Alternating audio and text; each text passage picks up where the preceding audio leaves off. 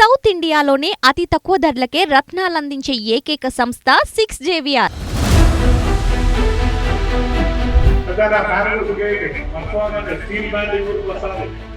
Steel plant అనేది ఊరికి ఒక కళ, జగన్మోహన్ రెడ్డి గారి కళ.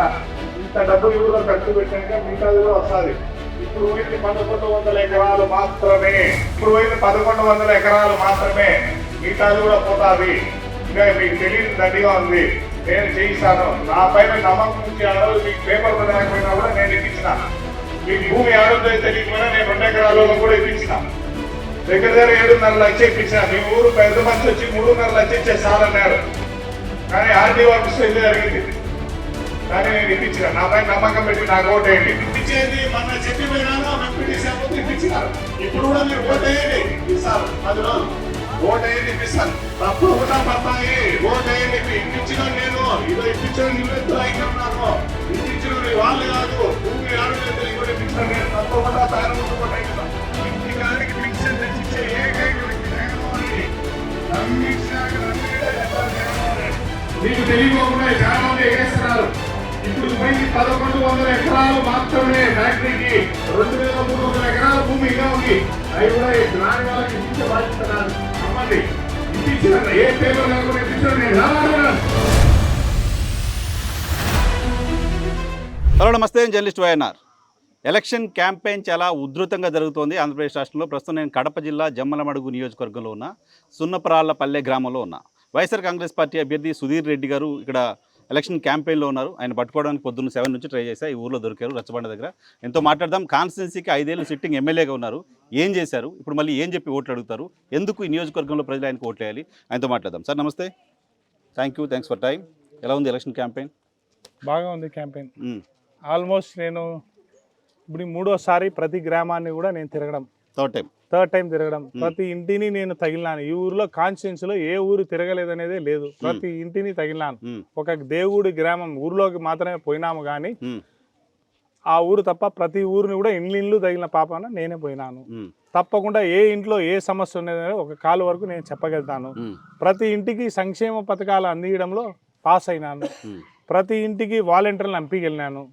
ప్రతి ఒక్క సంక్షేమ పథకాలు తీయలేను. ప్రతి ఊరిలో కూడా సమస్యల మీద అవగాహన ఉండే వ్యక్తిని. ప్రతి వీధిలో ఏ వీధిలో ఎవరున్నారో చెప్పగల వ్యక్తిని. గతంలో లీడర్లు ఎప్పుడు కూడా ఫ్యాక్షన్ బ్యాక్గ్రౌండ్ తోనే ఇక్కడికి వచ్చినారు. ఇప్పుడు ఈ ఊరిలో సునపరాలపల్లె ఫర్ ఎగ్జాంపుల్ తీసుకుంటే వీళ్ళకి ఎప్పుడో 2008లో పట్టాలు, 2013లో పట్టాలు 2 సార్లు ఇచ్చినారు. ఒకసారి 2 ఎకరా పట్టాలు ఇచ్చినారు, ఒకసారి ఎకరా పట్టాలు ఇచ్చినారు. ఆ ఎకరా పట్టాల భూమి ఎక్కడుందో కూడా వీళ్ళకి తెలియదు. చాలా మందికి అంటే 70% మందికి భూమి ఎక్కడ ఉండేది కూడా తెలియదు. అట్లాంటి వాళ్ళకు కూడా తెలిపి వీళ్ళకు డబ్బులు ఇప్పించడంలో నేను పాస్ అయిన 7.5 లక్షల ఎకరాకి ఇప్పించినాను. తర్వాత ఎకరా భూములు ఉండే వాళ్ళకు వీళ్ళకి కనీసం పాస్బుక్ కానీ ఏమే కానీ లేదు. పాస్బుక్ ఏమైనా ఉంటే కన్నా ఆ పాస్బుక్కి డబ్బులు ఇప్పించామనుకుంటే ఆ పాస్బుక్లు కూడా ఇప్పుడుండే నాయకులు ఎవరో కానీ ఆ రోజు ఉండే నాయకులు వీళ్ళ పాస్బుక్ కూడా పట్టా ఇచ్చినా పాస్బుక్ ఇవ్వాలి కదా. డీకేటీ పట్టా ఇవ్వలేదు, డీకేటీ పాస్బుక్ కూడా ఏది ఇవ్వలేదు. ఈయనపోయినా కూడా మేము 3,75,000 రూపాయలు ప్రతి ఒక్కరికి కట్టించినాం. ఎందుకు? ఈ ప్రాంతము అభివృద్ధి కావాలి, స్టీల్ ప్లాంట్ ఈ ప్రాంతంలో రావాలి. ఈ ప్లాంట్లో స్టీల్ ప్లాంట్ దగ్గర 3,400 ఎకరాల భూమి ఉంది. ఆ భూమి కానీ ఇక్కడ స్టీల్ ప్లాంట్ వస్తే సునపరాలపల్లె, పెద్దదొల్లూరు గ్రామాలు అభివృద్ధిలోకి వస్తాయి. కంపల్సరీ ఈ గ్రామాలు 2019 డిసెంబర్ 23వ తేదీ ఈడ శంకుస్థాపన జరగడం జరిగింది. జరిగిన తర్వాత 2020 మార్చి కల్లా కోవిడ్ వచ్చింది. 2 ఏళ్ళు కోవిడ్ వచ్చిన కారణంతో అన్ని పనులు అయిపోయినాయి. మీరు కూడా ఒక మేధావులు, ఒక విలేకరులు, ఒక ప్రెస్ అన్ని ప్రపంచమే నిలబడిపోయింది. 2 ఏళ్ళు. ఏ ఆర్థిక వ్యవస్థ అనేది అన్ని నిలబడిపోయినాయి. అలాంటి నిలబడిపోయిన సమయంలో ఏ ఇన్వెస్టర్ ఇక్కడికి వస్తాడు? ఎవరు డబ్బు పెట్టేవాళ్ళు? కొత్తగా ఒక అంగడి కిల్లి కొట్టు పెట్టాలనే భయపడినారు, ఒక టీ అంగడి పెట్టాలనే భయపడినారు. అంత ఆర్థిక సంక్షేమంలోకి పోయినది ప్రపంచం. మన దేశమే, మన రాష్ట్రం కాదు, ప్రపంచమే పోయింది. అటువంటి పరిస్థితుల్లో ఏ ఇండస్ట్రీ వాడు ఇక్కడికి వస్తాడు? 2023 నాటికి ఈడ మళ్ళీ జందాల వారిని జగనన్న వాళ్ళకి ఎట్నో ఒప్పించి వాళ్ళని ఒక ప్లాంట్ ఈడ పెట్టాలి, వాళ్ళకి ఈడ ప్లాంట్ పెడితే ఇక్కడ ఉండే వాళ్ళ నాన్న కళ నెరవేరుతాదని ఇక్కడే మళ్ళీ తెచ్చి వాళ్ళతో అన్ని మాట్లాడి ఇక్కడ వచ్చి మళ్ళీ భూమి పూజ చేసి మళ్ళీ జరిగింది. జరిగినాక వాళ్ళ పేపర్ వర్క్ అన్ని జరగాలి. ఇప్పుడు ఎలక్షన్లు అయిపోతానే 100% దాన్ని 2020 6 నాటికి production first phase production on record చెప్తున్నారు మీరు ఆన్ రికార్డ్ 2026 పూర్తి చేస్తారు. 26కి పూర్తి చేసి దాని తరపున ఉద్యోగ అవకాశాలు దగ్గర 2,000 మందికి పరోక్షంగా కానీ కాంట్రాక్ట్ లేబర్ కానీ ఏదైనా దీని మీద ఆధారపడిన వాళ్ళు కానీ ఉద్యోగ ఉపాధి కల్పించాలి, జమ్మలమడుగు తాలూకాలో మెరుగైన పనులు చేయాలనే ఉద్దేశంతో ఈరోజు ఇంత కష్టపడతారు. మీరు ఈ కాన్స్టెన్సీ పర్టికులర్గా స్టేట్ వైజ్గా జమ్మలమడుగు అంటేనే ఒక ఫ్యాక్షన్ కాన్స్టెన్సీగా పేరుంది. ఇప్పటివరకు ఎమ్మెల్యేలుగా అయిన వాళ్ళు కూడా ఫ్యాక్షన్ బ్యాక్గ్రౌండ్తో అయిన వాళ్ళు. అటువంటి బ్యాక్గ్రౌండ్ లేకుండా చదువుకున్న వ్యక్తిగా మీరు వచ్చారు. అంతకుముందు ఎమ్మెల్యేలకు సుధీర్ రెడ్డికి ఏంటి తేడా అంటే ఏం చెప్తారు? అంతకుముందు ఉన్న ఎమ్మెల్యేలు ప్రజల్లోకి పోయేవాళ్ళు కాదు, కేవలం కత్తి చూపించి గొడ్డలు చూపించి రాజకీయం చేసినారు. ఈ పొద్దు మీరు ఇదే ఊర్లో వస్తే భయపడి బయటికి రాలేకున్నారు. ఇంకా డెమోక్రసీ వచ్చి 75 ఏళ్ళు అయింది, ఫ్రీడమ్ వచ్చి మనకు ఫ్రీడమ్ వచ్చి 75 ఏళ్ళు అయింది. ఈ పొద్దుటి కూడా భయం రాలే. ఒక్కసారే ఓటేసినారు ఈ ఊర్లో. ఆ ఒక్కసారి 2019లో మొదటిసారి మాత్రమే ఓటు హక్కు వినియోగించుకున్నారు. ఓటు హక్కు అనేది పెద్ద ఆయుధము. కత్తి కంటే అణుబాంబు కంటే పెద్ద ఆయుధం ఏది ఓటు హక్కు. ఆ ఓటు హక్కును 2019లో మొదటిసారి సునపరాలపల్లె గ్రామము నా ఆధ్వర్యంలో జగన్మోహన్ రెడ్డి గారి ఆశీస్సుతో ఓటేసినారు. ఇంతవరకు ఓటేలే ఈ ఊర్లో, కేవలము రిగ్గింగ్లు జరుగుతున్నాయి ఈ చుట్టుపక్కల గ్రామం. ఆ ఓటు ఆయుధం అనేది వచ్చినాకనే ఈ ఊర్లో ఇంటింటికాడికి పోయి ఓటు అడగని నేర్చుకున్నారు. ఇంకొకసారి ఓటు జరిగితే ప్రతి నాయకుడు ఇంటికాడికి వచ్చి అమ్మ అయ్యా అని భయపడతారు. ఈ ఊర్లో ఓటర్ను చూసి నాయకుడు ఏ పొద్దు భయపడతాడు? ఓటు హక్కు, ఓటు హక్కు, ఓటు ధైర్యంగా అయినప్పుడే ఏ ఎమ్మెల్యే కానీ, ఏ ఎంపీ కానీ, ఏ సీఎం కానీ భయపడేది ఏ దానికి? ఓటుకు. ఆ ఓటు హక్కు ఈసారి ఓటు వినియోగించినారంటే ప్రతి నాయకుడు మీ ఇంటికాడికి వచ్చి నిలబడతాడు చేతులు కట్టుకొని. మనం ఇక్కడ ఉండే పరిస్థితి ఏంది? మనం పోయి వాళ్ళ కాడ చేతులు కట్టుకొని నిలబడే పరిస్థితి ఈ 10 పల్లెల్లో. దాన్ని ఎంతగా కష్టపడుతున్నామో చూడండి. ఈ పొద్దు వాళ్ళ ఓటు హక్కు వాళ్ళకి ఇచ్చేదానికి మేము భయపడకోకుండా మా ప్రాణాలు త్యాగంగా పెట్టి ఇక్కడికి వచ్చినాం. అంటే మీరే ఆలోచించండి. ఎందుకు భయం లేదు? ఎందుకు భయపడతాం మేము? ఏం చంపుతారా? సావుకు భయపడే వాళ్ళం ఈ సుధీర్ రెడ్డి కాదు. నేను ప్రాణం పోసే డాక్టర్ని. వాళ్ళు చంపుకున్నారు, నేను ప్రాణం పోసే డాక్టర్ని. ఎంతమంది నేను చంపుతారు? నాకు కుటుంబం లేదా? నన్ను కాపాడే వాళ్ళు నాకు వీళ్ళకంటే ముందు నుంచి రాజకీయ కుటుంబంలో పుట్టిన నేపథ్యంలో పుట్టిన వాడిని. మా కత్తులు పట్టలేదు. మా పెదనాన్నగారు డాక్టరే, ఆయన హోమ్ మినిస్టర్ గా చేశారు, ఆయన అన్ని ఎంపీలు చేసినారు, అన్ని చేసినారు. మాకేం భయం ఉంటుంది? ఎవరినో చంపే గాలివాటంలో వాళ్ళని బెదిరిస్తారు కానీ మాలాంటి వాళ్ళని బెదిరియమను ఎందుకు బెదిరిస్తారు? వీళ్ళకంటే పైన మమ్మల్ని మేము భయం అనేది మా చరిత్రలో లేదు, మా బ్లడ్ లోనే భయం లేదు. ఎందుకు భయపడతాం మేము? భూమి 3 అంగనాలు ఉండేవాడు కూడా మమ్మల్ని బెదిరించి దిగితే మా కత్తి కూడా దిగుతుంది అనేది వాళ్ళకు కూడా తెలుస్తుంది. కత్తి పట్టనోడు కూడా కత్తి పడతాడు. ఎప్పుడు పడతాడు? మీరు స్టెథోస్కోప్ వేసుకున్నారు కత్తులు. నేను కూడా కత్తి పట్టిన కోసి ఆపరేషన్ చేసిన కత్తిని ఆ కత్తిగా మారకూడదని చెప్తాను. ఎందుకంటే ఇప్పుడు కత్తి కోసేవాడంటే ఇప్పుడు చంపమని నన్ను మొగోళ్ళు అయితే నేను ప్రతి ఊర్లోకి పోతాను. ఎందుకు భయపడతాం మేము? కత్తులకు గిత్తులు భయపడే కాలం. నా ప్రొటెక్షన్ నేనే, నా ధైర్యమే నా ప్రొటెక్షన్. వాళ్ళ భయమే వాళ్ళ ప్రొటెక్షన్. వాళ్ళు పక్కన వాళ్ళని పోయి ఎగేస్తారు. మీకు ఒకటి చెప్తాను చూడండి, ఎక్కడ కూడా ఈ 3 ఇంచులు గాళ్ళు ఎక్కడ కూడా డైరెక్ట్ అటాక్ ఎవరిని చేయలేదు. పక్కన వాళ్ళని ఎగేస్తారు. దేవుడి కుటుంబం నుంచి డైరెక్ట్ ఫీల్డ్ లో పోయి ఎవరిని చంపిన పాపాన లేదు. ఆ ఊర్లో వాడిని ఎగేస్తారు, ఈ ఊర్లో వీడిని ఎగేస్తారు. వాళ్ళు చంపితే ఆ క్రెడిబిలిటీ మేము చంపించాంరా, వానికి చంపినాంరా అంటారు. అంటే వాళ్ళు హత్యలు చేయలేదు, వాళ్ళు డైరెక్ట్ హత్యలు చూడు చెప్తాను. కానీ వాళ్ళు 3 అంగనాలు భూమికి ఉండే నాడు వాళ్ళు హత్యలు డైరెక్ట్ ఎడబోతారు. వాళ్ళు గ్రూపిజం ఎంటర్టైన్ చేసి హత్యలు చేస్తారు. అంటే అనవసరంగా వాళ్ళపైన మీరు దుష్ప్రచారం చేస్తున్నారు. హత్యలు చేయించిన వాళ్ళు హత్యలు హత్య చేసిన వానికంటే చేయించినోడే ప్రమాదకరము. నీకు అర్థమవుతుంది? హత్య చేసినోనికంటే చేయించిన వాడే డేంజర్. కత్తి పట్టుకునేవాడు మూర్ఖుడు, కత్తి ఇచ్చినోడే డేంజర్. ఇప్పుడు డేంజర్ ఫెలోస్ వాళ్ళు. కానీ ఈ పొద్దు ఆ భయం అనేది పోయింది. ఎందుకంటే ఈ పొద్దు చట్టాలు బాగా మెరుగుపడినాయి. అప్పట్లో ఏమైనా చంపినోని తీసుకుపోయి లోపలేస్తానే వాని సంసారం పోతానే. ఇప్పుడు ఏమైనా చంపించుకొని ముందు తీసుకుపోతున్నారు, పెట్టేది వానిపైకే పోతుంది. మీరు ప్రూవ్ చేయగలరా? 5 ఏళ్ళు మీరు అధికారంలో ఉన్నారు, ఆయనపై ఇవే అలిగేషన్స్ 2019లో కూడా చేశారు. ఏ కేసు ఎందుకు ప్రూవ్ చేయలేకపోయారు? ఎందుకు ఆయన జైల్లో పెట్టలేకపోయారు? ఎందుకు ఆయన పైన కేసు? ఇప్పుడు ఒకటి ఈ హత్యలన్నీ జరిగింది ఎప్పుడు జరిగినాయి? ఈ హత్యలన్నీ జరిగింది ఎప్పుడు జరిగినాయి? 15 ఏళ్ళు జరుగుతాయి. 15 ఏళ్ళగా ఎప్పుడెప్పుడో జరిగినాయి. నేను వచ్చింది ఎప్పుడు రాజకీయాల్లోకి? 2019 వచ్చాను. నేను వచ్చినాక వీళ్ళందరూ పరారైనారు. ఒకరు బీజేపీ పార్టీ పరారై ఢిల్లీకి పరారైనాడు, ఒకడు మా దగ్గరకు వచ్చి పరారై కూర్చున్నారు, ఒకరు అన్ని పార్టీలో కూర్చొని ఇంట్లో కూర్చున్నారు. ఇప్పుడు వీళ్ళు గవర్నమెంట్ లో లేనప్పుడు ఇదే గ్రామాలలో మాకు బయటకు వచ్చినారు. ఎవరిని చంపినారు చూపిమను. ఇప్పుడు చంపమను. స్వేచ్ఛ ఉంది, స్వేచ్ఛ ఉంది, మీడియా ఉంది, ఈ పొద్దు అన్ని ఉన్నాయి. ఏ పిల్లోని చేతిలో కూడా సెల్ ఫోన్ ఉంది. ప్రపంచంలో ఏం జరుగుతుందో ఒక ఐఫోన్ లో చూడగల శక్తి. వాళ్ళు చదువుకున్న వాళ్ళు డాక్టర్గా చదువుకున్నారు. మీరు ఈ ప్రాంతం నుంచి చదువుకొని పిల్లలు బయటకు వచ్చి ఉద్యోగాలు చేసుకోవాలనే తపన ఫ్యామిలీస్లో ఉంది, చాలామంది గ్రామస్తుల్లో ఉంది. అక్కడ ఉపాధి లేదు, ఉపాధి ప్రాపర్గా కల్పించలేకపోయారని ఒక విమర్శ లేదు? 100% ఇక్కడ లేదు. ఎందుకు లేదంటే ఇక్కడ చదువుకున్న పిల్లవాళ్ళకు ప్రతి ఒక్కరికి తెలుస్తుంది ఇక్కడ పరిస్థితి ఏంది అనేది. ఈ 5 ఏళ్లలో మనకు జరిగిన డ్రాబ్యాక్ ఏంటంటే 5 ఏళ్ల పరిధిలో 2 ఏళ్ళు కేవలం కోవిడ్కే పోయింది. 2 ఏళ్ళు కోవిడ్ ఉంది. పోస్ట్ కోవిడ్ ఎట్లున్నాయో పరిస్థితులు మీకే తెలుసు. ఇండస్ట్రియల్ గ్రోత్ కానీ ఏ గ్రోత్ కానీ లేదు. కేవలం సంక్షేమం ఇవ్వాల్సింది వచ్చింది. ప్రభుత్వం ఏం చేయాల్సింది వచ్చింది, ఇంటికాడ ఊరికి కూర్చోబెట్టి డబ్బులు ఇవ్వాల్సింది వచ్చింది. ఎందుకంటే పనికి బయటికి పోతే పోలీసు వాళ్ళు పోకన్నారు, ఎక్కడికి పోయినా కూడా పోకన్నారు. ఎందుకు? కోవిడ్ పరిస్థితి వ్యాపించి ఏమైనా చనిపోతారా, ప్రాణహాని ఉంది ఆ హానిందని. అప్పుడు ఏం చేయాలి? ప్రభుత్వం బాధ్యత తీసుకొని, మన దేశంలోనే ఈ ప్రభుత్వం బాధ్యత తీసుకుంటే ఎవరు తీసుకోలేదు. బాధ్యత తీసుకొని ప్రతి ఒక్కరు కూడా సంక్షేమ రూపంలో వాళ్ళకు పథకాలు పంపించింది. ఆ పథకాల ద్వారానే వాళ్ళు చాలా మంది బయటకు వచ్చినారు. మీరు బాగా చూడండి, విద్యా దీవెన కానీ, వైఎస్ఆర్ విద్యా కానుక కానీ ఇచ్చింది. ఆ కోవిడ్ టైంలో కూడా వైఎస్ఆర్ ప్రభుత్వం ఇచ్చింది. ఎందుకు ఇచ్చింది? మామూలుగా అయితే స్కూల్కి పోలేదు, స్కూల్ బుక్కులు ఏం అవసరం లేదు, కానీ ఎందుకు ఇచ్చింది? ఆ డబ్బులు కనీసం ఉపయోగపడతాయి. నేతన్న నేస్తం ప్రయర్గా కొట్టింది, ఆ రైతు భరోసా ప్రయర్గా కొట్టింది, తర్వాత ఆసరా డబ్బులు కొట్టింది. ఎందుకు ఇచ్చింది డబ్బులు? నాకు ఇండస్ట్రియల్ పాయింట్ ఆఫ్ వ్యూలో as a educated MLA me plans ఏంటి, మీ యాక్షన్ ప్లాన్ ఏంటి? ఇప్పుడు ఇండస్ట్రియల్ మీకు ఒకటి చెప్తాను చూడండి. ఇండస్ట్రియల్ ప్లాన్గా ఇక్కడ మాకు స్టీల్ ప్లాంట్ అనేది ఒకటి రావాలి. ఎందుకంటామంటే ఇక్కడ ఉన్న ప్రజలు మన స్టేట్లో ఇప్పుడు తెలంగాణకు కానీ, కర్ణాటక కానీ, చెన్నైకి కానీ పోవాలి చదువు ఉద్యోగ అవకాశాల కోసం. మన ప్రాంతం నుంచి మన ఏరియాలో ఒక ఇండస్ట్రీ వస్తే ఆ ఏరియాలో ఉపాధి అవకాశాలు కలుగుతాయి. ఆ ఏరియాలో ఉపాధి అవకాశాలు కలుగుతాయి. ఇప్పుడు హైదరాబాద్ పోతే 70,000 రూపాయలు జీతం ఇస్తారు. 70,000 రూపాయలు ఇంటి ఖర్చు, ఇంటి బాడికి 20,000 రూపాయలు పోతుంది. ఆ ఖర్చు ఈ ఖర్చు పోయినా ఎండ్ ఆఫ్ ద డే మిగిలేదు 20,000 రూపాయలే. అదే ఈ ఊర్లో 20,000 రూపాయలు నీకు జీతం ఇస్తే ఇంటికాడ అదే కుండలో వండుకొని తినిపోతారు.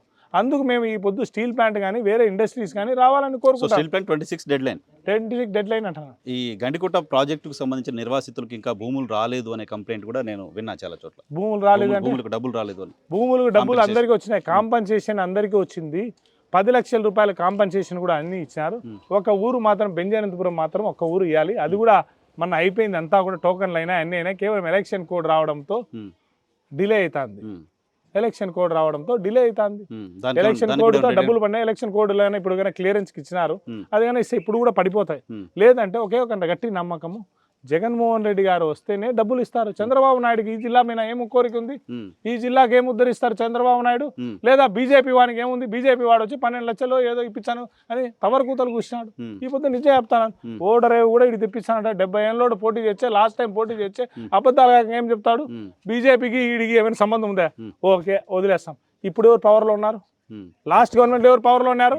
ఆ పొద్దు ఆదినాటి గాని రాలేదు ఈ మాటలన్నీ. ఆ పొద్దు తొంగి చూసినాడు అవన్నీ. ఇప్పుడు చెప్తే వింటారా? ఈయన కనీసం అమిత్ షానైనా గెలవగలుగుతాడా? ఈయన ఏమైనా మోడీని ఏమైనా గెలవగలుగుతాడా? పెద్ద పెద్ద సెంట్రల్ మినిస్టర్లే మోడీని అమిత్ షాని గెలవలేదు. ఈయన పోయి గెలవగలుగుతాడంట. ఈయన పోయి ముఖ్యమంత్రి గారు కలుస్తున్నారు. మా ముఖ్యమంత్రి గారు కల్పించినారు కాబట్టి మేము 10 లక్షల రూపాయలు ప్రతి ఒక్కరికి ఆ రోజు చేసిన ప్రామిస్ కొట్టినాము. ఆఫ్టర్ ఎలక్షన్స్ మేము 3 లక్షల రూపాయలు ఇప్పిస్తాం, 3,25,000 రూపాయలు ఇప్పిస్తామని చెప్పినాం. నమ్ముతున్నారా మీరు? 26కి స్టీల్ ప్లాంట్ పూర్తి అవుద్దంటే మాట్లాడతారా? ఎవరన్నా నమ్ముతున్నారా? ఎందుకు నమ్మరు? నమ్మకం ఉందా? Okay okay right. Jaganmohan Reddy గారి గురించి మాట్లాడదాం. జగన్మోహన్ రెడ్డి గారి గురించి మీరు ఆల్మోస్ట్ అన్ని విలేజ్లు తిరిగారు 3 సార్లు అని చెప్తున్నారు. ఏంటి జగన్మోహన్ రెడ్డి గారి గురించి ప్రజలు చెప్తున్న మాట? ఒక నమ్మకం. జగన్ అన్న అంటే ఒక నమ్మకం కుదిరింది. చంద్రబాబు నాయుడు అంటే ఒక మోసం అని కుదిరింది. జగన్ అన్న నమ్మకం ఎందుకు కుదిరింది? ఆయన చెప్పిన 9 నవరత్నాలు సంక్షేమ పథకాలు ప్రజలకు చేరినాయి. ప్రజలకు డోర్ స్టెప్కు చేర్చినాడు. చెప్పినట్టు విధంగానే పింఛన్ నుంచి మొదలు పెడితే ఎండ్ ఆఫ్ ద డే చేయూత కానీ, విద్యా దీవెన కానీ, వసతి దీవెన కానీ, డాక్రా లెక్క కానీ ప్రతి ఒక్కటి డోర్ స్టెప్ వరకు చేర్చినాడు. ఆల్ సెక్షన్స్కి చేర్చినాడు. కానీ చంద్రబాబు నాయుడు చెప్పిన హామీ ఒక్కటే నిలబెరిచినాడా? డాక్రా మాఫీ అన్నాడు కాలే, రైతు మాఫీ అన్నాడు కాలే, ఉద్యోగ భృతి అన్నాడు కాలే. ఏ భృతైనా ఏమైనా ఏది కాలే. నమ్మకం. చంద్రబాబు నాయుడుకు జగన్మోహన్ రెడ్డిని ఇద్దరు నిలబెడితే నమ్మకం ఇచ్చిన కొడుకు జగన్మోహన్ రెడ్డి అయితే నమ్మలేని కొడుకు ఎవరంటే, దొంగ కొడుకు ఎవరంటే చంద్రబాబు నాయుడు. ప్రజల్లో ఒకటి మాట చెప్పినాక మాట పైన నిలబడిన లీడర్నే నమ్ముతారు. నమ్మకం కుదిరింది. ఆయన చెప్పిన సంక్షేమ పథకాలు ప్రతి ఇంటికి కూడా వచ్చినాయి. ఆయన ఒకే ఒక మాట చెప్తాడు, నీ కుటుంబానికి మేలు జరగకపోతే నాకు ఓటెయ్యాకు. ఏ సీఎం కూడా ధైర్యంగా చెప్పడు ఇంత బాగా. ఈ పొద్దు ఇక్కడ సుధీర్ రెడ్డి నిలబడిన నన్ను చూసి ఓటు కాదు, జగన్మోహన్ రెడ్డి గారు చేసిన సంక్షేమ పథకాలని ఇంటి వరకు చేరినాయా? కేవలం ఒక పోస్ట్ మ్యాన్ గా మనం ఎమ్మెల్యేలందరూ కూడా గవర్నెన్స్గా దాన్ని నీట్గా ఆర్గనైజ్ చేసి ఇచ్చారు ఆయన పెట్టిన పథకాలని. సో మాకు తెలుసు 100% హ్యాపీగా ఉన్నారు ప్రతి ఒక్కటి కూడా. అంటే అది చెప్తున్నారు సార్, జనాలు మాట్లాడుతున్నారు, 100% మాట్లాడుతున్నారు. ఓటర్లు రెడీగా ఉన్నారు, ఓటేస్తే దానికి సిద్ధంగా ఉన్నారు. చంద్రబాబు నాయుడుకి ఇంత సిద్ధంగా ఉన్నారో లేదో మీకే తెలుసు. లేరు. సో ఓటర్లకి జగన్మోహన్ రెడ్డి పైన నమ్మకం ఉంది మీరు చెప్తున్న మాట మొత్తం జరిగిన తర్వాత. జగన్మోహన్ రెడ్డి గారికి మీ మీద ఎందుకు నమ్మకం ఉంది? సుధీర్ రెడ్డి కష్టపడి కాన్షియన్స్లో ఉండి ప్రతి వానికి ఏం జరిగినాడో దగ్గరికి పోయి తిరుగుతాడు. ఒక లీడర్ అనేవాడు ఎవరు? ఒక భరోసా ఇచ్చేవాడు ఒక లీడర్. ఒక లీడర్ అనేవాడు ఇదే ఊరికి నేను కన్నా లేకపోతే ఓటింగ్ వేసే భరోసా ఎవడు ఇచ్చాడో చెప్పమను. ఇదే సునపరాలపల్లెలో సుధీర్ రెడ్డి అనేవాడు లేకపోతే ఇంటికాడికి వచ్చి ఓటు అడిగేవాడు ఎవరో నేను బల్ల గుర్తి చెప్తాను. సుధీర్ రెడ్డి అనేవాడు లేకపోతే ఇంటికాడికి వచ్చి ఓటు అడిగిన పాపానే ఇక్కడ పోలే. అవునా? సుధీర్ రెడ్డి మీరు పోయి ఎంక్వైరీ చేయండి. సునపరాలపల్లెలో ఎన్నిసార్లు ఓట్లు వేసినారని. ఒకేసారి వేసినారు ఎమ్మెల్యేకి, ఒక్కసారి ఎంపీటీసీకి వేసినారు. సుధీర్ రెడ్డి అనేవాడు లేకపోతే ఇక్కడ ఓటు ఎన్నిసార్లు అడగమనండి. ఇక్కడ కూర్చునే గ్రామం నేనొద్దు, నేను లేకోకుండా పోయి ప్రజల్ని అడగండి. ఇక్కడ చుట్టుకారంపల్లెలో ఓటింగ్ జరగలేదు. అందుకు జగన్మోహన్ రెడ్డి గారు ఒక నమ్మకం పెట్టినారు, ప్రజలకు ఒక భరోసాగా నిలబడతాడు, ప్రజలకు ఒక అండగా నిలబడతాడని. ఈ 5 నెలల్లో ఎక్కడైనా గొడవలు జరిగినా ఏం జరిగినాయి? ఏమి జరగలే. గతంలో రామసుబ్బారెడ్డి గారు ఆదినాడు నిలబడినప్పుడు ఎప్పుడు గొడవలే ఉన్నాయి. ఈ ఊర్లో స్టాంపింగ్లో ఉన్నాయి, కనీసం పోలింగ్ కూడా జరపలే. ఈ పొద్దు ప్రతి గ్రామంలో స్వాతంత్రం వచ్చినాక ఓటింగ్ జరుగుతుంది. సో జగన్మోహన్ రెడ్డి గారు కోరుకున్నట్లుగా జమ్మలమడుగుని ప్రశాంతంగా ఉంచాడు సుధీర్ రెడ్డి, అంతేనా? దానికోసమే నమ్ముతున్నారా? ఇంకా అసంతృప్తి ఏం లేదా ఇక్కడ? లేదు. నాకు ఎక్స్ప్రెషన్స్ కాదు, వాయిస్ కావాలి. లేదు లేదు లేదు లేదు. సో జమ్మలమడుగులో గెలిచి తీరుతాం గ్యారంటీగా అనేది భారతీయ జనతా పార్టీ నమ్మకం ఈరోజు. రేపు 13వ తేదీ తర్వాత ఎలక్షన్స్ అయితే కౌంటింగ్ జరుగుతుంది కదా. గతంలో కూడా ఇట్టనే అన్నారు, సుధీర్ రెడ్డి గెలుస్తాడా, సుధీర్ రెడ్డికి ఉంటుందని. 50,000తో గెలిచినాను కదా. ఈసారి కూడా ఖచ్చితంగా చెప్తాను. ఒక్కటే ఒకటి, ఏం చూసి ఆదినాటికి ఓటేస్తారు? 5 ఏళ్లలో ఏ పొద్దున ప్రజలపైన పోరాటం ఏమైనా చేసినాడా? ప్రతిపక్షంలో ఉండి ఏ పొద్దు 5 ఏళ్ళు ఉన్నాడో? కాన్స్టిట్యూన్సీ రమ్మని రికార్డు తీస్తాం. ఏ ప్రోగ్రామ్ లో పార్టిసిపేట్ చేసినారు రమ్మని రికార్డు తీస్తాం. ఏ ధర్నాలో పార్టిసిపేట్ చేసినారు రమ్మని రికార్డు తీస్తాం. 5 ఏళ్ళు పవర్ లో లేడుగా ఒక్కరోజైనా కాన్స్టిట్యూన్సీలో ఏ సమస్య గురించి పోరాటం చేసినాడా? కేవలం క్లబ్బులలో కూర్చొని ప్యాకెట్ ఆడినాడు. ఏ పొద్దున ఉన్నాడు? కమాన్ ఛాలెంజ్ చేస్తాం. మీ రికార్డ్స్ ఆన్ రికార్డ్స్, మీ ప్రెస్ లో అన్ని రికార్డ్స్ తీయండి, ఇంక్లూడింగ్ ఏబిఎన్, ఈటీవీ తీయండి. ఎక్కడైనా ఆయన గురించి ఏమైనా ధర్నా చేసినట్టుందా? మీడియాలో చెప్తాను. ఎక్కడైనా చేసినాడా? ఏ ఊరికైనా పోయి నీ సమస్య ఏమైనా అడిగినాడా? కనీసం ఈ పల్లెల్లోకి ఒకసారైనా వచ్చినాడా? రాలే. ఈ పల్లెల్లోకి రాలే. ఎట్లా చేస్తారు ఓటు? 5 ఏళ్ళ పొద్దు పోయి ఈ పొద్దు వచ్చి కనీసం వాళ్ళ చిన్న ఆయన కొడుకు, సొంతం అన్న కొడుకు క్యాన్వాస్ తిరిగి పాపం ఏదో తన తెలుగుదేశం సైడ్ పోయి తిరిగితే వాని గొంతు కూడా కోసినాడు. ఎంపీగా చేసినాడు. ఆయన ఎమ్మెల్యే పోటీ చేయాలనుకుంటున్నాడు, ఎంపీకి చేయాలన్నాడు. ఎవరికి పో ఈడ వైఎస్ఆర్ అంటే ఆయన గొంతు అంత కరాతకుడు, అంత కీచ కరాతకుడు అంటానా నేను ఆదినాయుడు. ఎవరినైనా నాశనం చేస్తాడు.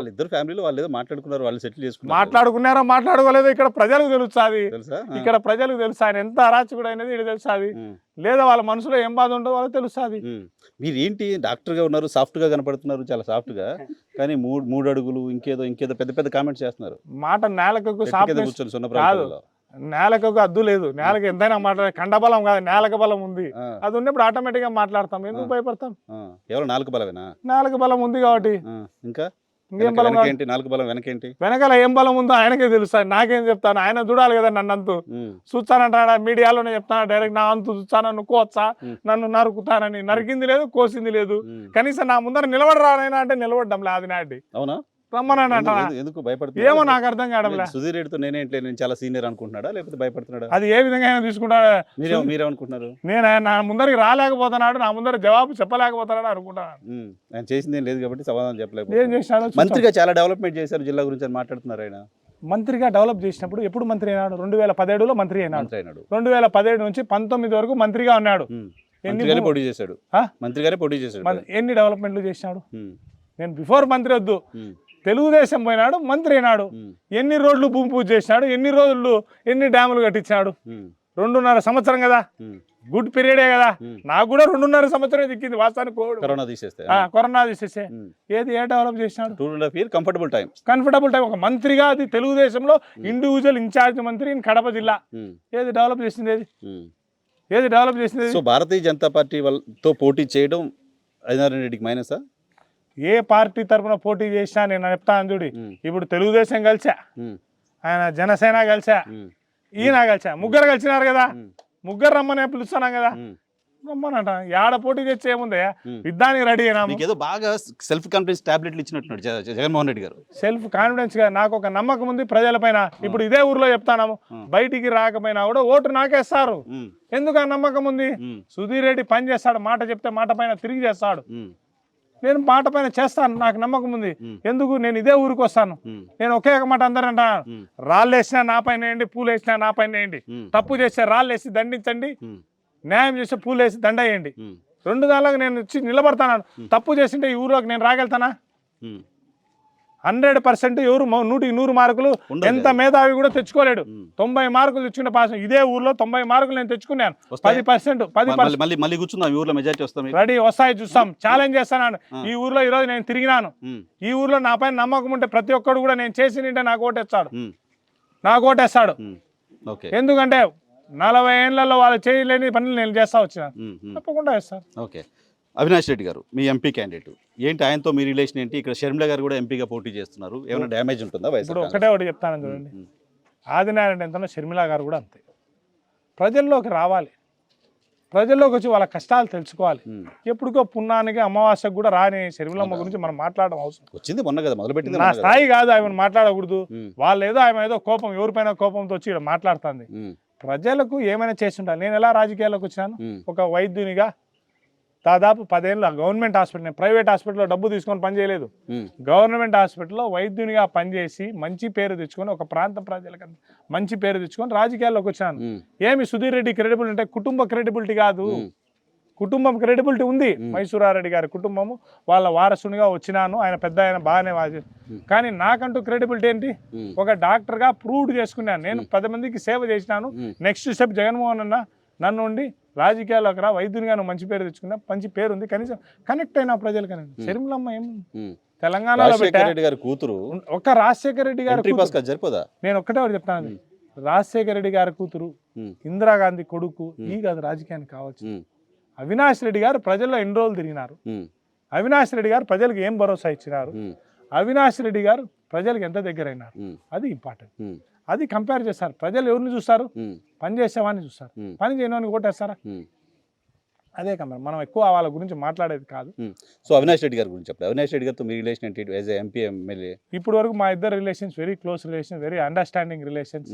ఆయన ఒక భరోసా నా పైన ఉంది. సుధీర్ రెడ్డి ఉంటే నాకు ఒక నమ్మకము. ప్రతి సమస్యకు, ప్రతి చిన్నోడు యాక్సిడెంట్ అయినా కానీ, ప్రతి ఒక్కరికి ఏమైనా జరిగినా కానీ సుధీర్ రెడ్డి పోయి, ఎమ్మెల్యే గారు పోయి ప్రజెంట్స్ ఇచ్చి ఆడ వాళ్ళకి ఏం కావాలనో ఇస్తారు. నాకు తరపున సుధీర్ రెడ్డి గారు ఇది యాక్టివ్గా ఉన్నారు.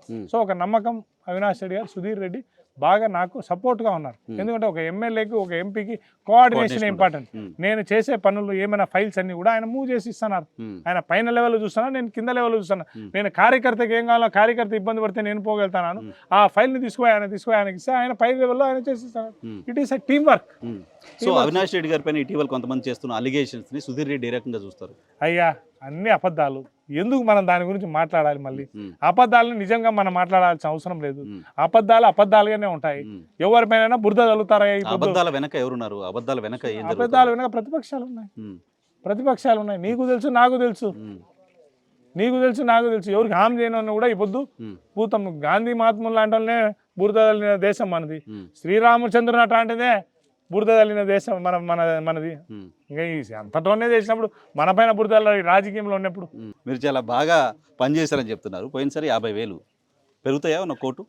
ఎందుకు పెరుగుతాయి? 70,000తో గెలుస్తాను సార్, రాసి పెట్టుకో. 70,000తో పెరుగుతాయి సార్, రికార్డ్ చేసి పెడుతున్నా. On record. ఆపొద్దు 40,000 అన్నాను, 10,000 ఎక్కువ వచ్చింది. ఇట్నే ఎన్టీవీతో ఎయిర్పోర్ట్ లో చెప్పినాను 40,000తో గెలుస్తాను. ఈ రోజు 70,000 ఓట్లతో గెలుస్తాను. ఆదినాటికి పైన 70,000 ఓట్లతో నేను గెలిచి చూపిస్తాను.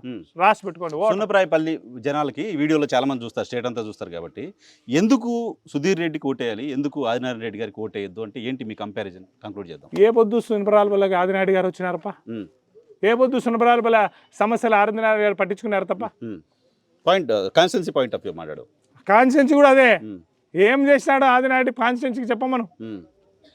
ఏం చేసినాడు ఆదినాయుడు కాన్స్టిట్యున్సీకి? నేను వచ్చినాక చేయలేదు మీరు చెప్పండి. ఏం చేసినాడో ఉంటేనే చెప్పేదానికి. ఏం చేయలేదు దానికి. ఏం లేదు. రెండుసార్లు ఎలా గెలిచారండి ఆయన? ఎలా? రాజశేఖర రెడ్డి గారు బొమ్మ పెట్టుకొని గెలిచినారు. రాజశేఖర రెడ్డి గారు బొమ్మ పెట్టుకొని ఎంతతో గెలిచినారు? ఒకసారి 20,000తో ఫస్ట్ టైం గాలితో గెలిచినాడు. రెండోసారి 7,000తో గెలిచినారు, మూడోసారి 10,000తో గెలిచినారు. ఆ 3 కలిపి మీరు 50,000తో గెలిచారు. నీకు అన్నీ అర్థమవుతుంది కదా, అన్నీ అర్థమవుతుంది కదా. ఏముంది మీకు ఓటు వేయడానికి సంబంధించిన రీజన్ సింగిల్ పాయింట్ అయ్యా, ఒక బుల్లెట్ పాయింట్ ఏంటి అంటే? నాకు ఓటు వేయడానికి నేను 10 మందికి అవైలబిలిటీ, ఒక లీడర్ అనే నమ్మకం నేను పక్కన భరోసా పెట్టాను. గవర్నమెంట్ నుంచి వచ్చేది ప్రతి ఒక్కటి అందుతాయి, ప్రతి ఒక్కటి కూడా. కానీ ఒక భరోసా, ఒక లీడర్ అనేవాడు పక్కన నిలబడినాడు, వానికి ఓటు వేసినాడు. ఆ ఓటు వేసిన తీరుకి, ఆ ఓటు వేయించుకునే దాన్ని నేను ప్రతి ఒక్కరికి జవాబుతనం. నాకు నువ్వు ఓటు వేసినా, నేను నీకు జవాబు చెప్పాలి. ఓటు అయినోడు అడిగినా కూడా జవాబు చెప్పినా, ఓటు అయినోడు అడిగినా కూడా సంక్షేమ పథకాలు ఇచ్చా. ఇప్పుడు ఇదే ఉన్నది, ఓటు వేయని వానికి సంక్షేమం అందించినాను, ఓటు వేసిన వానికి సంక్షేమం అందించినాను. ఎందుకు? రేపైనా మారుతారా అని, రేపైనా మారుతారా అని. ఇప్పుడు నాకు ఒక నమ్మకం, ప్రతి ఒక్కరు కూడా అందుబాటులో లీడర్ అనేవాడు ఎవరికి అవైలబిలిటీలో ఉండాలి, అకౌంటబిలిటీ. అదే అకౌంట్ అవుతుంది. ఇప్పుడు ఎక్కువ అవైలబిలిటీలో ఉండేవానికి ప్లస్ ఉంటుంది, మైనస్ ఉంటుంది. ఎందుకు? కొన్ని పనులు జరగవు, కొన్ని పనులు జరుగుతాయి. కానీ వాడు ఏమనుకుంటా, దీన్ని చూసి ఓటేయడు, జరగని పనులు చూసి ఒరే ప్రయత్నించాడు, జరగలేదు అనుకు భావన వాళ్ళలో ఉంటుంది. ఒరే మనం పోయి కొట్లాడినాం ఎమ్మెల్యే దగ్గర, ఎమ్మెల్యే ఏం చేస్తారా, ఒక్కొక్కసారి జరగలేదు మనకు తెలుసు, వాడు తెలుసుకుంటాడు. బయటికి పోయినాక ఆ ఓటర్ 100% తెలుసుకుంటాడు. ఎమ్మెల్యే అనేవాడు మన 18 లెచ్చని పక్కనే ఉన్నాడు. అదే ఆదినాటితో ఎవరైనా కలిసినారా? గడిచిన 15 ఏళ్ళలో ఆయన 3 అంతస్తు బిల్డింగ్ కూర్చున్నారు, వీళ్ళు పోతారు హాయ్ బాయ్ అంటాడు. ఈయన 7 మంది అన్నదమ్ములు, 8 మంది బామర్దులు, వాళ్ళు చూస్తారు. ఆదినారాయణ రెడ్డి గారిని ఆయన రాజకీయ జీవితంలో మీరు చేసిన విమర్శలు ఎవరు చేసి ఉంటారేమో, ఆయనకే తెలుసు. ఆయన ఆయన లైట్ గా ఆయన ఫైర్ అవుతాడు. నా పేరు చెప్తానే ఆయన అగ్గి పెట్టుకొని పైకి ఎక్కుతాడంట. ఎందుకు అంత భయపడతాడు? ఎందుకు మంట పెడుతున్నారు కింద మీరు? ఒక ప్రశ్న లాస్ట్ చివరికి, వెళ్ళగలరా దేవగుడి ఈసారి ఎలక్షన్ క్యాంపెయిన్ కి? దేవుడికి పోయి ఇప్పుడు 4 సార్లు 5 సార్లు నేను ఊర్లో తిరిగి వచ్చినాను. ఊర్లో పోయి రావడం కాదు కదా, ఇంటింటికి పోదాం రా, ఇప్పుడే పోదాం పని, ఇప్పుడే రెడీ ఛాలెంజ్. ఇప్పుడు కాకపోతే నేను తర్వాత ఎందువల్ల ఒకసారి పోలింగ్ జరిపించాను ఊర్లో, ఇప్పటికే ఒకసారి పోలింగ్ జరిపించాను. ఈసారి జరుగుద్దా? ఈసారి కూడా జరిపిస్తాను. ఏం ఓటేయడానికి రెడీగా ఉన్నారు? ఏం రౌడీజమా? ఓటు నీకోకుండా ప్రజాస్వామ్యం దూరం చేయాలనే? ప్రజాస్వామ్యంలో ఓటు హక్కును బెదిరించినోడు ఎవరు? పెద్ద క్రిమినల్. దేవుడు వెళ్ళి ఓటాడడానికి అదేమన్నా పాకిస్తానా? కాదు, పాకిస్తాన్ అదేమన్నా? నాకు తెలియదు. మీరు అన్నారు ఇంత ముందు గడప గడపకు దేవుడి తప్ప అన్ని వెళ్ళి అన్నారు, అందుకోసం నేను అడుగుతున్నా. అదే పాకిస్తానా? మాకేమన్నా ఆ ఊర్లో ప్రజలు బయటికి రారా? ఆ ఊర్లో ప్రజలు మాతో కలవరా? ఆ ఊర్లో ఉండే ప్రజలే, ఈ ఊర్లో ఉండే ప్రజలే. ఏం వీళ్ళేమన్నా రాక్షసులా? మీరు చెప్తున్నారు కదా రాక్షసులే. అదే అంటానులే, ఏమైతుంది? పోతాం, వేస్తాం ఓటు. రైట్ సార్, మీరు దేవుడు వెళ్తానని చెప్తున్నారు. మనం కంక్లూడ్ చేయడానికి ముందు ఏంటి దేవుడిలో ఏం చేశారు, ఎవరికి ఏం చేశారు మీరు అక్కడ?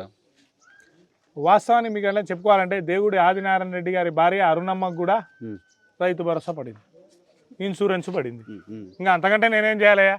ఆయన భార్య తీసుకునేది ఇన్సూరెన్స్, ఇంకా అంతకంటే ఆయన ఇంట్లో ఆయన భర్తలు తీసుకునేది ఇన్సూరెన్స్. జగన్మోహన్ రెడ్డి ఇస్తున్నారు మాకు వద్దు అనలేదా?